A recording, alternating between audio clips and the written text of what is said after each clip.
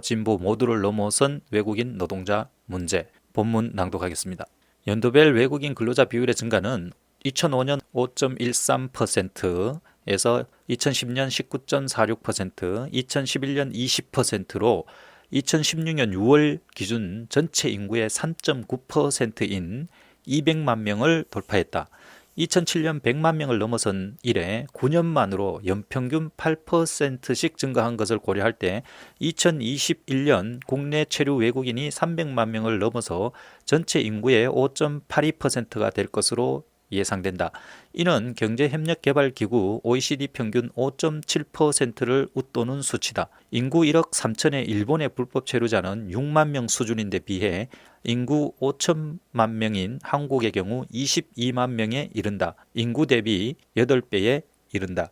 외국인 노동자는 사회에 도움이 되는 편이니까 사회에 부담이 되는 비용의 양측면이 존재한다. 그러나 외국인 노동자 문제가 심화되는 동안 한국 사회에서는 오로지 불쌍한 외국인 노동자라는 단일한 이미지만 확대 재생산되고 있었다. 이러는 사이 진보 측 사이트나 보수 측 사이트 모두의 일반인들은 과도한 외국인 노동자 편의 정책에 분노하는 흐름이 점차 강화되고 있다. 노동력도 시장경제의 상품 원론적인 측면에서 경제 이론에 근거할 경우 외국 인력이 과도한 유입은 내국인 일자리를 위협하게 되는 것은 당연하지만 인권단체를 위시한 진보 측의 공세로 외국인 노동자는 무조건 보호받아야 할 약자란 이미지를 얻고 있다. 현장의 노동자는 급증하는 외국인 노동자 때문에 자신들의 일자리가 사라질까 우려하고 있지만 지식인 일반인은 이 문제의 심각성에 대한 문제의식이 없다. 본인들의 일자리와 아무런 대체관계에 있지 않기 때문이다. 외국인 노동자 문제에 대해서는 보수와 진보가 일치하고 있다. 보수는 저렴한 노동력 공급이라는 사실을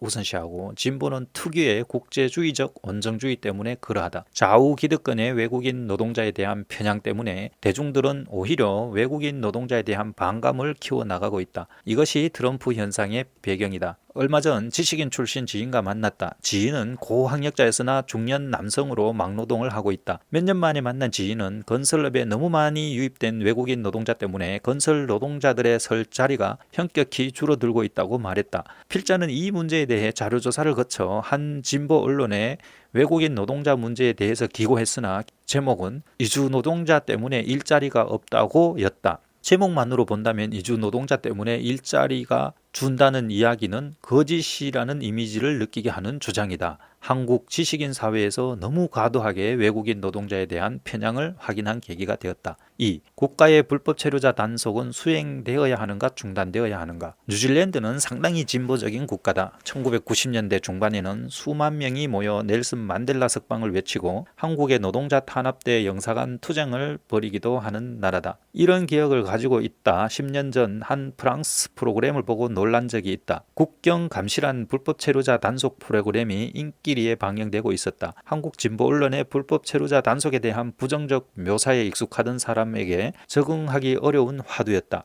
진보가 주장하는 톨레랑스는 기본적으로 아프리카에 프랑스 제국을 건설하고 식민세를 받아 챙기는 프랑스 같은 나라에만 적실성을 갖는 이야기다. 프랑스는 식민지에서 물러날 때 식민세를 내지 않으면 도로, 학교 등의 기관시설을 파괴하는 지독한 행태를 보였다. 3. 외국인 노동자 문제는 가난한 제3세계 빈민대 부유한 국가의 시민인가? 과거 한국에서 불법 체류자들이 시위할 때 한국에 오기 위해 5년, 10년에 달하는 임금을 써서 왔다고 자국으로 돌려보내지 말아달라고 주장했다. 그런데 그 돈을 마련할 수 있는 것은 그 나라 가난한 서민들은 가능하지 않은 일이며 그 나라 중상층의 경우만 가능한 이야기다. 게다가 돈을 준 상대는 자국민 불법 브로커 조직이었다. 현재 고용허가제가 한국어 능력시험과 연동 되어 있는데 몇 년간 교재를 사고 학원에 다닐 수 있는 것은 그 나라 중상층만 해당되는 이야기다. 현재의 구도는 가난한 한국 서민과 제3세계 중상층의 갈등 관계임을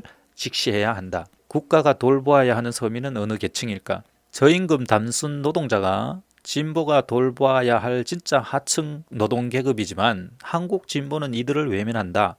한국에 강남 좌파가 있듯이 유럽에는 샴페인 좌파, 미국에는 리무진 좌파가 있다. 자본주의의 고도화에 따라 생겨난 지식정보 중심의 화이트 칼라의 정서적, 문화적 욕구에만 맞추게 되면 평범한 노동자 서민들은 지지하던 정치 세력에 대한 지지를 철회하게 된다.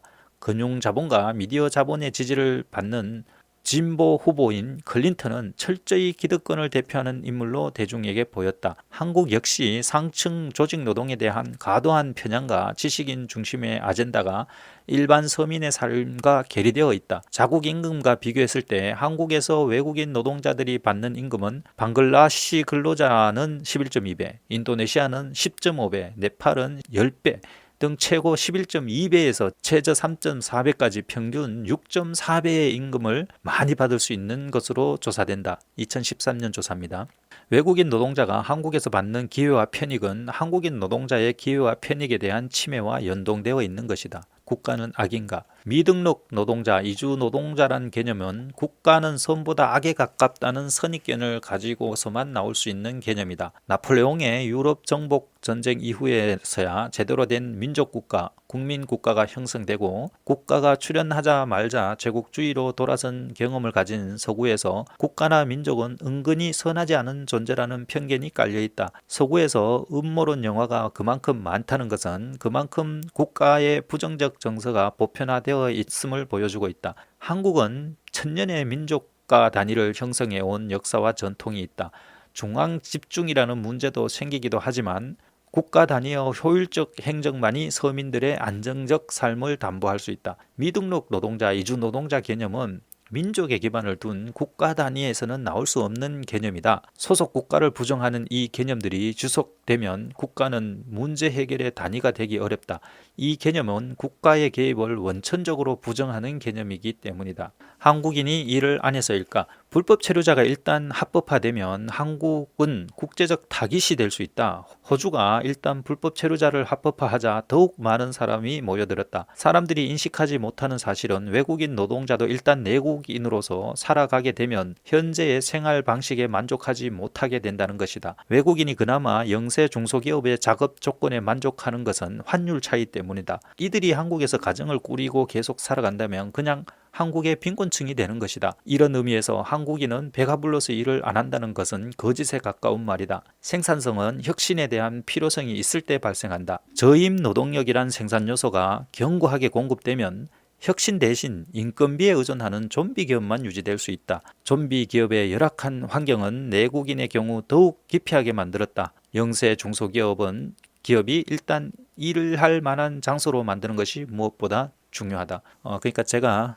설명을 좀 약간 덧붙이면 외국인 불법 체류자에 의한 저임 노동력이 계속 끊임없이 제공되는 한 이런 좀비 기업, 그러니까 도태되어야 할 그런 좀비 기업이 계속 유지를 하고 이 열악한 환경도 개선되지 않고 그러다 보니까 내국인이 또 더욱 기피하게 된다는 그런 내용이었습니다.